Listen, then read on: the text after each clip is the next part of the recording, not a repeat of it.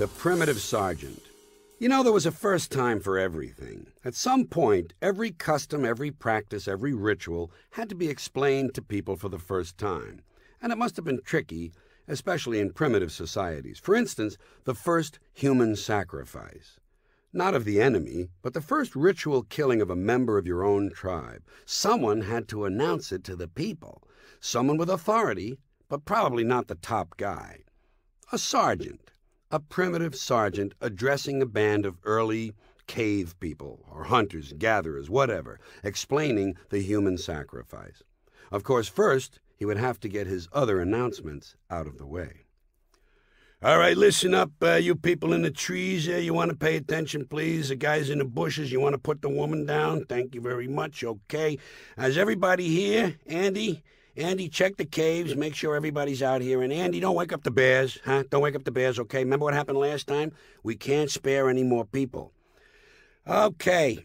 Few things I want to go over, then I'm going to tell you about something new, something we haven't tried before, so I don't want you to be nervous. I know you don't like new things. I remember last year a lot of people freaked out when someone came up with the wheel. People went nuts. They said, well, this is it. It's all over. It's the end of the world, blah, blah, blah. And somebody pointed out that we didn't have any axles. I think it was Richie. He said if we really want to invent something special, we ought to come up with the axle. Well, I guess you're always going to have a couple of wise guys. But anyway, we went ahead, as you know, and made a couple of hundred of these big stone wheels, which is kind of stupid when you think about it. The only thing you can do with them is roll them down the hill, which isn't such a top-notch idea. I think the people who live at the bottom of the hill will bear me out on that. Okay, moving along here.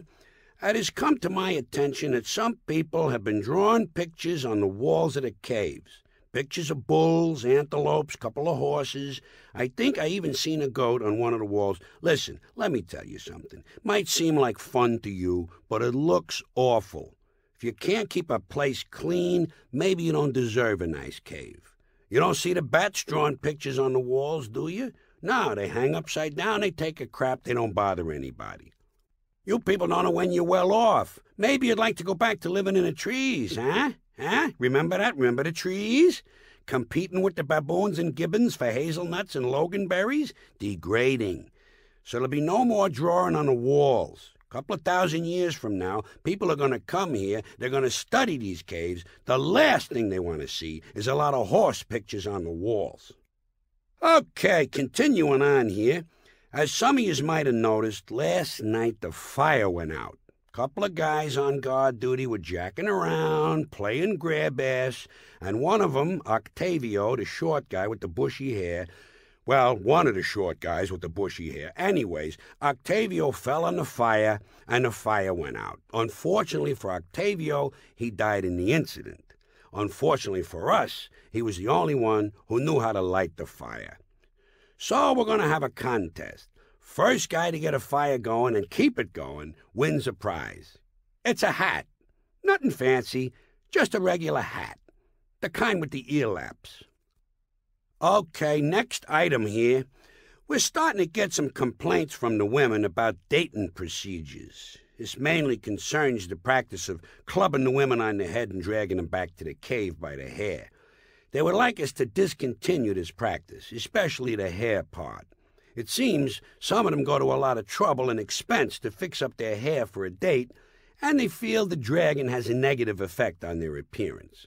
As far as the clubbing is concerned, they'd like to eliminate that too, because what happens is a lot of them have an enjoyable date, and then they can't remember it in the morning. Moving right along, as you all know, it's been our practice when we find a new plant that looks good to eat, we test it on the dogs to see if it's poison. Everybody remember the berries we tested last week on the big brown dog? Huh? How many ate the berries simply because the dog didn't die that day? Quite a few. Well, I got bad news. The dog died last night. Apparently it was a slow-acting poison. Yeah, Laszlo, yeah? You didn't eat the berries, but this morning you ate the dog. Well, Laszlo, you got about a week. Food chain. How many times do I got to tell you people? Food chain. By the way, anyone who's getting into that new cannibalism crap, I won't mention any names, But I'd strongly suggest not eating Laszlo, okay? Or anyone else for that matter. All right, now we gotta talk about the hated band of enemy people who live in the Dark Valley. As some of you might know, the hated band of enemy people who live in the Dark Valley snuck into the camp last night and stole a whole bunch of our stuff. They got those sticks we were saving. They got the rocks we piled up near the big tree. They also took 16 trinkets, the ones we got in a trade with the friendly bent-over people from the tall mountains near the sun. I think it was them. It was either them or the guys with the really big foreheads down by the river. Anyways, as I recall, we came off a cool 200 animal skins for those trinkets, and frankly, the chief and I think we got screwed. And by the way, speaking of screwing, they also stole several of our women last night, along with a couple of those sensitive men we've been using as women. Okay, a new problem has come up that we're going to have to deal with. It concerns the growing menace of people chewing the leaves of the dream plant. It's gotten completely out of hand. At first it wasn't so bad, after a long day of hunting or gathering, whatever. People would chew a couple of leaves to relax. Recreational chewing. No harm, no foul. But then some guys couldn't leave it alone, They would chew way too much and lose control. Some of them became verbally abusive. Of course, they couldn't help what they were saying. It wasn't them talking, it was the leaves talking. But hey, nevertheless. Then we found out some people were chewing on the job, not only endangering the lives of their co-hunters or co-gatherers, whatever, but also lowering the amount of food we acquire while somehow at the same time greatly increasing the rate of consumption of their own food. One of the gatherers, a short guy with bushy hair, I think it was Norris, he got whacked out of his skull on leaves last week, and he came in from gathering with a grand total, get this, a grand total of 6 berries and 1 nut. And this guy had been out in the bushes for 8 days. But now we're running into an even more serious problem with the dream plant that affects the safety of everyone. It seems that some people are chewing the leaves and then running around in circles at high speed. As a result, we're starting to get a huge increase in the number of accidents. People are crashing into each other. Please, try to remember, chewing and running around in circles at high speed don't mix. If you're going to run around in circles, don't chew. If you're going to chew, for God's sakes, don't be running around in circles. Designate someone. So try to be aware of the signs of leaf abuse.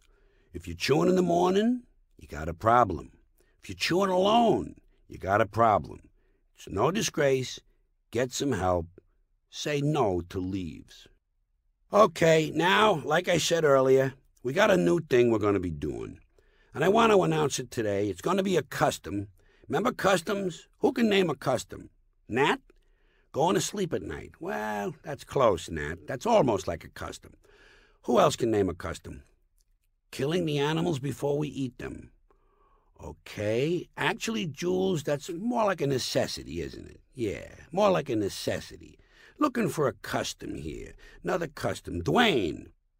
Washing the rocks and drying them off before you throw them at the enemy during a rock fight?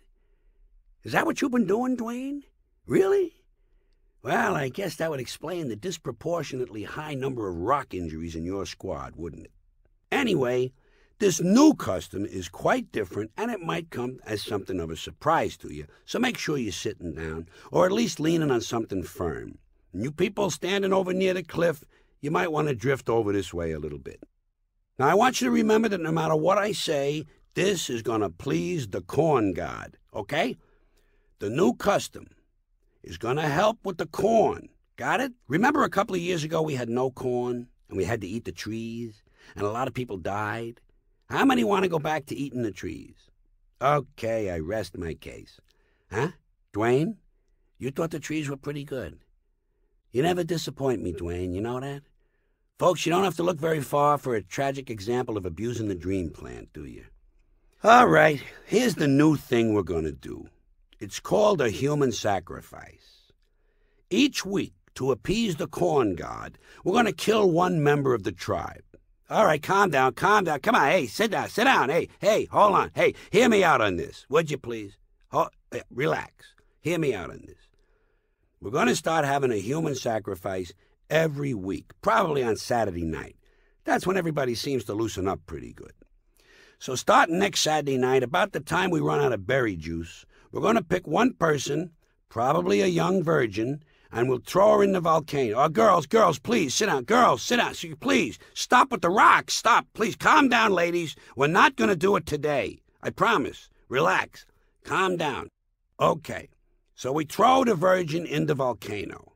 By the way, how many remember the volcano? Remember the fire? Remember the lava? What word comes to mind when we think about the volcano? Hot. Right, the volcano is hot. What's that, Dwayne? No way, no. If this idea is going to work at all, it's got to be done while the volcano is actually erupting. I don't think the corn god is going to be impressed if we throw some chick in a dormant volcano. It's meaningless. I think he's looking for something with a little more screaming involved. Okay, so we throw the virgin in the volcano. What's that? How does this help with the corn? Good question. Look, Morley, I just make the announcements, okay? I'm not involved in policy. Came down from the high priest. That's all you gotta know. This is one of those things you just gotta accept on faith. It's like that custom we started last year of cutting off a guy's head to keep him from stealing. At first it seemed severe, am I right? But you gotta admit, it seems to work. Okay, one last point. You may say, why does it have to be a young virgin? Why can't we throw a wrinkled old man in the volcano? Well, let me put it this way. Did you ever get a real good look at the high priests? Okay, once again, I rest my case. Now, the only problem we anticipate with this new custom is the distinct possibility of running out of virgins. You gotta figure, best case scenario, we're not gonna see any corn till late next year. So it looks like we're gonna be waxing virgins at quite a clip here. And hey, girls, don't take this the wrong way, but we don't have that many virgins to begin with. Am I right? No offense, girls, really. No, hey, you're very lovely. You're very lovely.